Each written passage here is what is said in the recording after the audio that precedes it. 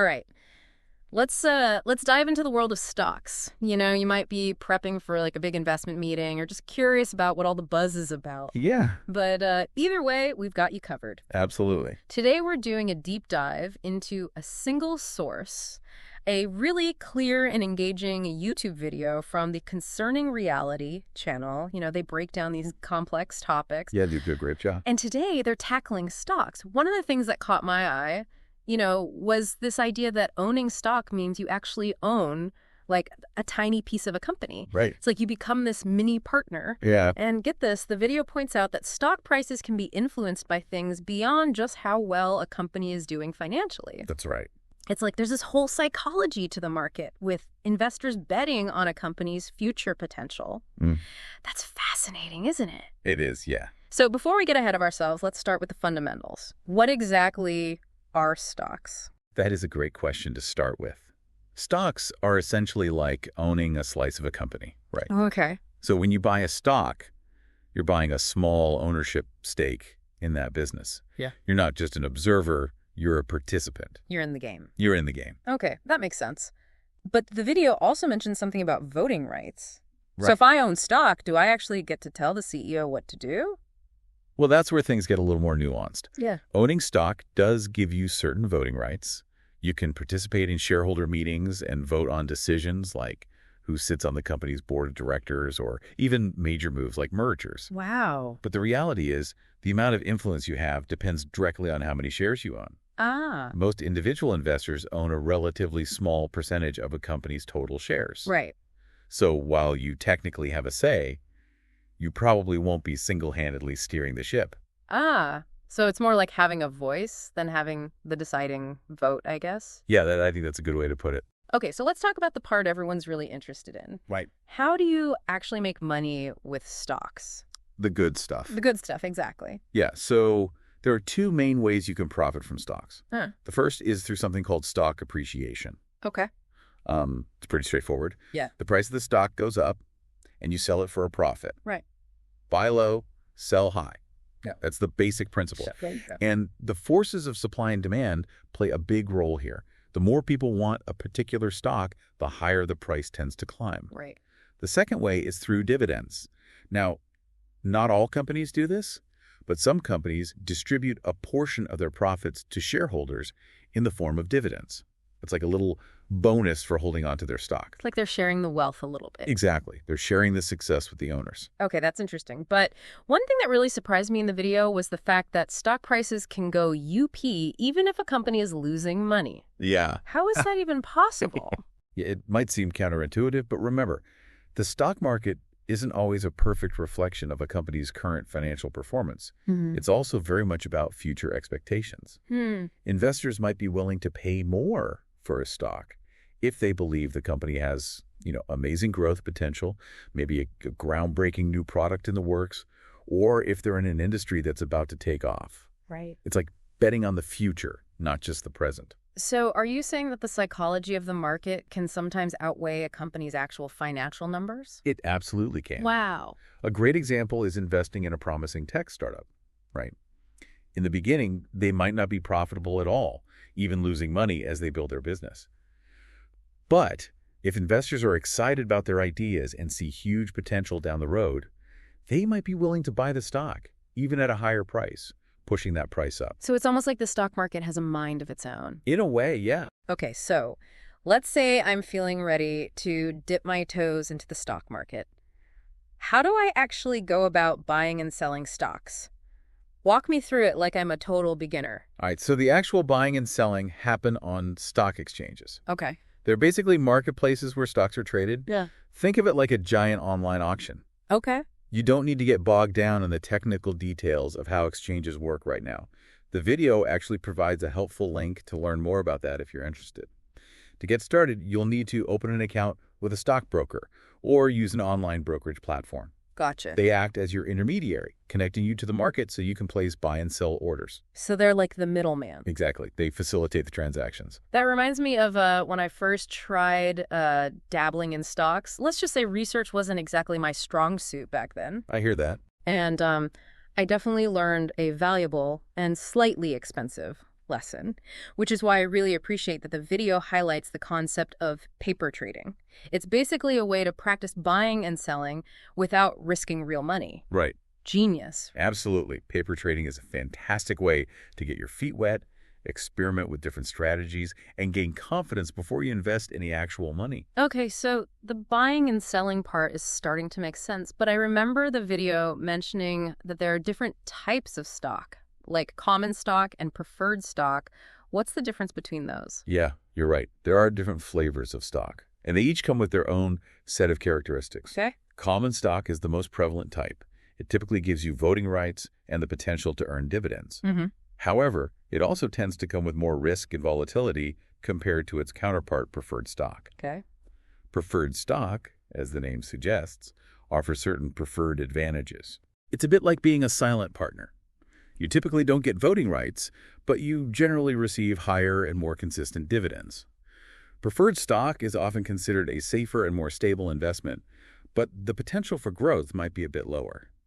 So it seems like with common stock, you have more of a say in the company, but potentially less predictable returns. While preferred stock is more like a steady, reliable income stream, but with less direct influence. Is that a fair summary? That's a great way to put it. You capture the key distinctions between the two. And speaking of different ways to invest, the video also touched on something called ETFs. What are those all about? ETFs.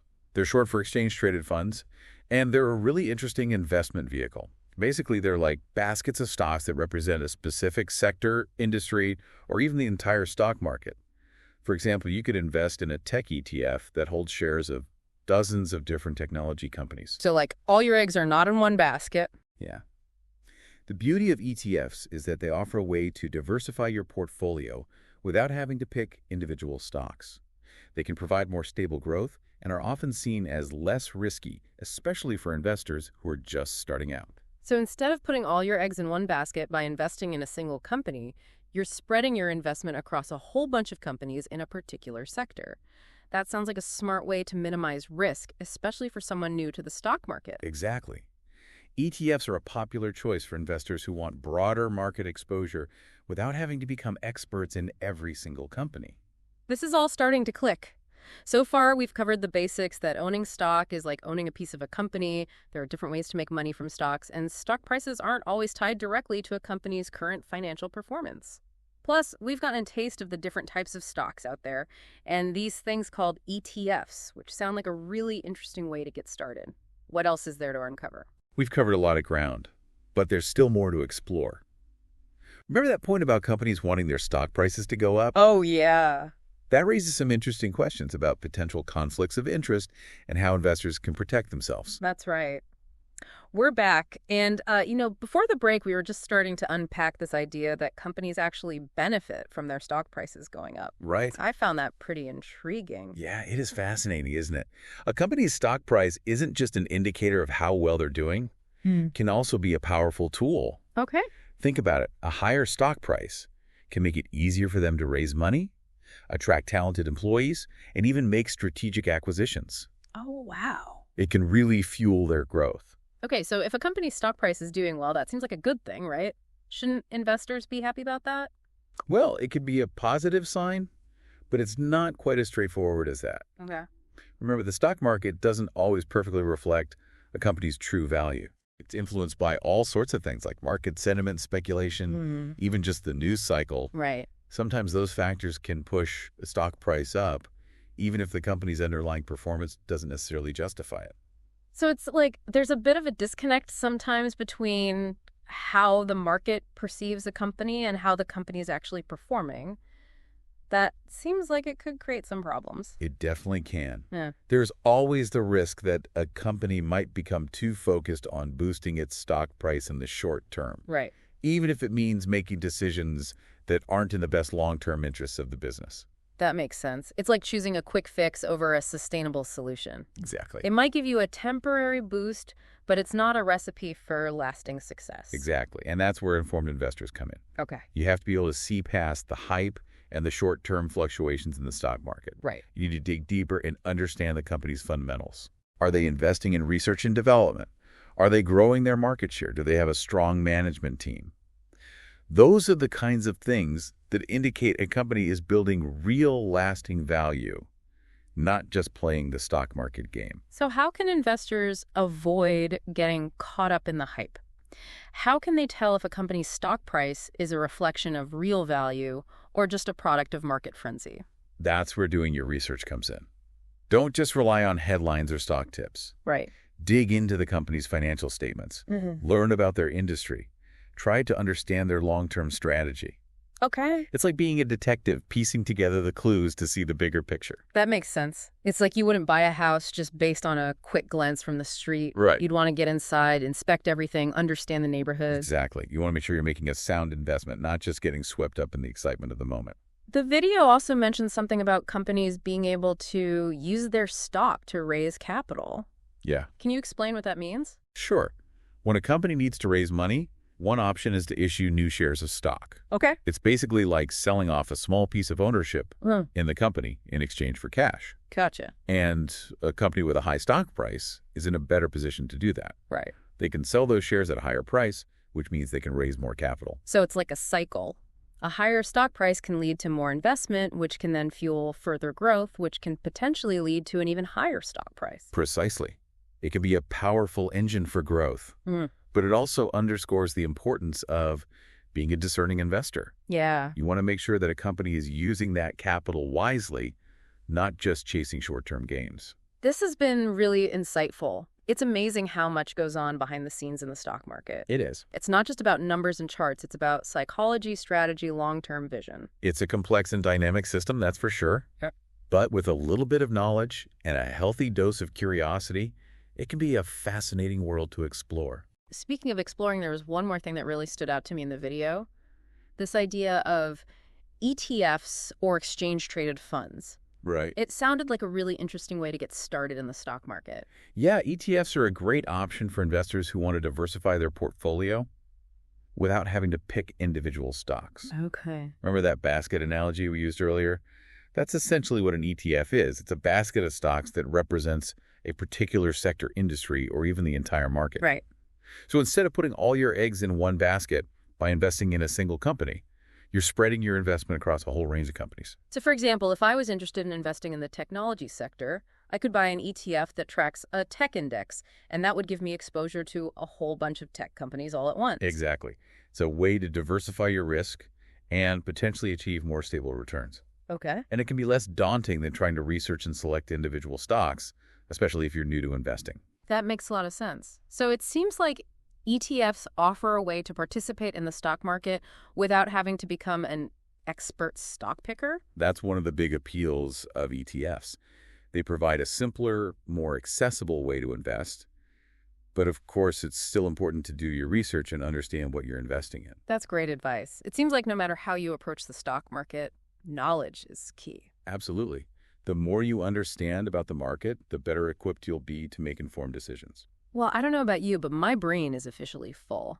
This has been an incredibly informative deep dive into the world of stocks. We've learned about what stocks are, how to make money with them, the psychology of the market, and even these fascinating things called ETFs.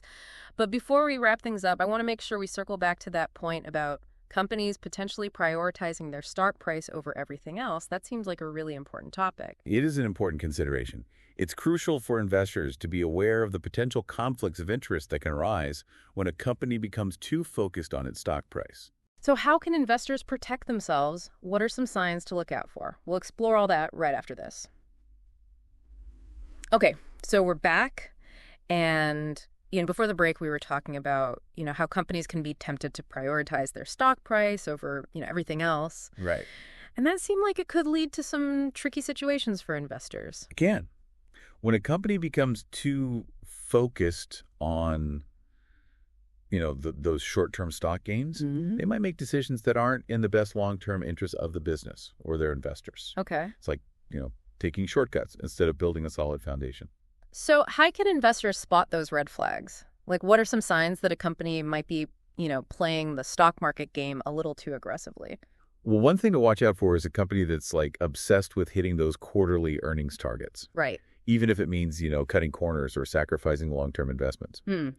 Another red flag is a company that's constantly buying back its own stock. Oh. While buybacks can be a legitimate way to return value to shareholders, they can also be used to artificially inflate a company's earnings per share, Right. making it look more profitable than it actually is. That makes sense. It's like they're trying to create this illusion of success Yeah. instead of focusing on, building a truly sustainable business. Exactly. And that's why it's so important for investors to do their own research and not just rely on what a company says about itself. Right. Look at their track record, their financials, their long-term strategy. Okay. Are they making decisions that align with their stated goals, or are they just trying to pump up their stock price? So it's like being a detective, right? Yeah. You have to look beyond the surface and try to understand the company's true motivations. That's a great analogy. Yeah. A savvy investor is like an investigator, piecing together the evidence to form a clear picture of a company's health and its long-term prospects. This has been such an eye-opening deep dive. We've gone from the basics of, what stocks are to the complexities of market psychology and the potential pitfalls investors need to be aware of. Yeah, it's been a fascinating journey, hasn't it? And it just goes to show that there's always more to learn about the world of finance. Absolutely. So for our listeners who are, feeling inspired to learn more, what's your best piece of advice? I would say never stop being curious. Keep asking questions, keep seeking out knowledge, and, never be afraid to challenge your own assumptions. The more you understand about the market, the more confident and successful you'll be as an investor. That's great advice. And hey, if you're looking for a great place to start, I highly recommend checking out that Concerning Reality YouTube channel we mentioned earlier. It's a good one. They do a fantastic job of breaking down complex financial topics in a way that's both informative and engaging. Well, that brings us to the end of another deep dive. We hope you found this exploration of the stock market, as fascinating as we did. Until next time, stay curious and keep those knowledge-seeking minds engaged.